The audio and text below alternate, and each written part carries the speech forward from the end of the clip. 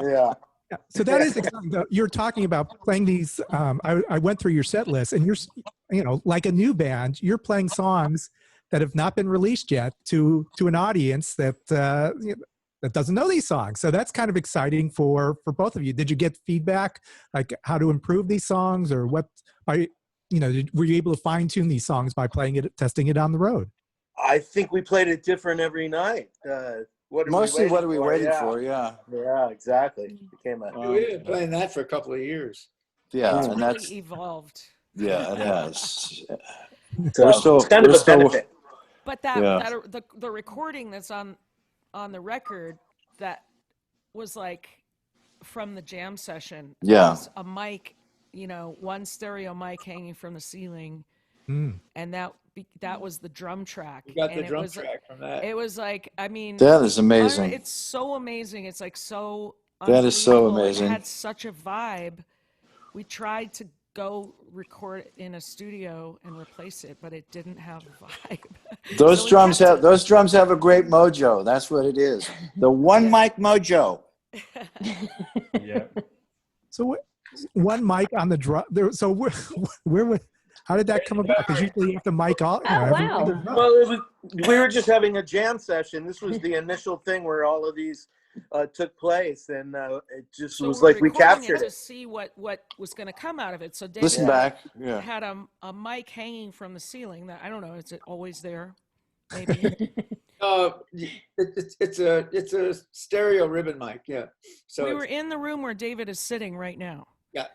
It's got a high ceiling, and that's great for tracking drums. So he had this mic hanging down, and Donnie picked up his mallets and started playing that drum groove, the kind of tribal thing, the tom groove, and the whole song grew out of that. And what are we waiting for? The mic captured that, and it's unbelievable that it ended. Rest is history. Yeah. Yeah, we can't explain it. That song was meant to be, but how it started was pretty amazing. That's pretty incredible considering how much time you spend in a studio miking drums correctly. Yeah. I know. Yeah. I mean, yeah. We did that on all the other songs. Yeah. We wanted to record it with an old boombox, but we didn't have one, so we used a mic. That would give it flavor, definitely. And so I also heard you got that title from a member of Jefferson Starship Airplane. What are we waiting for? Is that a catchphrase, or how'd that come about? That was a Paul Kantner thing. I mean, I don't know how long he had said it before I came back to the band, but I noticed it right away.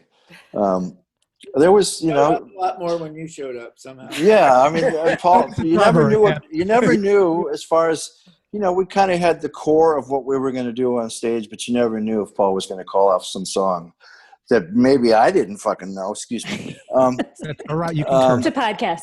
Okay. We're all adults and here.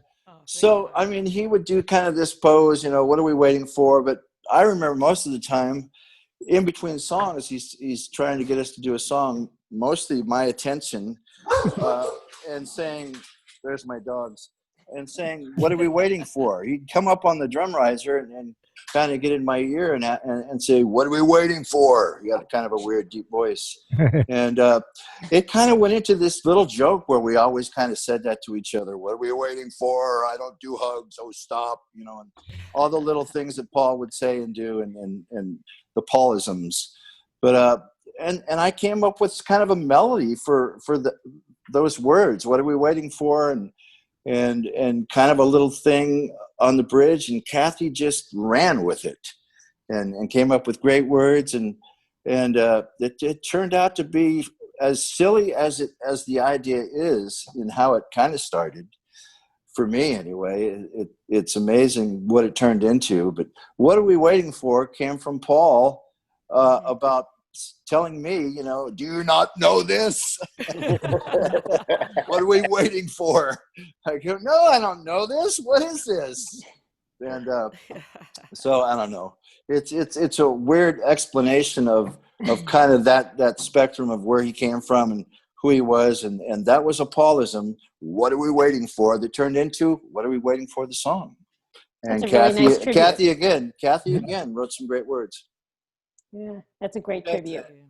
Yeah, Yeah. we So love him. We miss him. yeah, that's great that he's in the studio with you when you Absolutely. create this. Yeah, he's definitely around. I mean, we feel him all the time.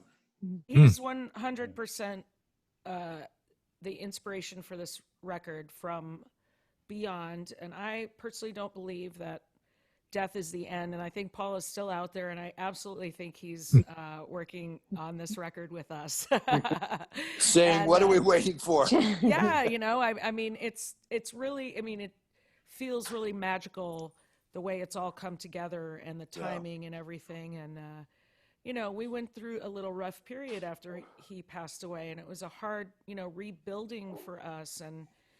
And, you know, this record is important for us to, you know, assert that we are Jefferson Starship. You know, this is our band. We deserve to be here. We belong here, and this is the new music, and we're bringing in the past, the originators who have given it to us, and including our dear David, who's with us, and continuing to go, and we're going to keep going forever. I love that. Yeah, we until, definitely have you know, the Grace's blessing, Starship which is comes great. and takes us away. Yeah.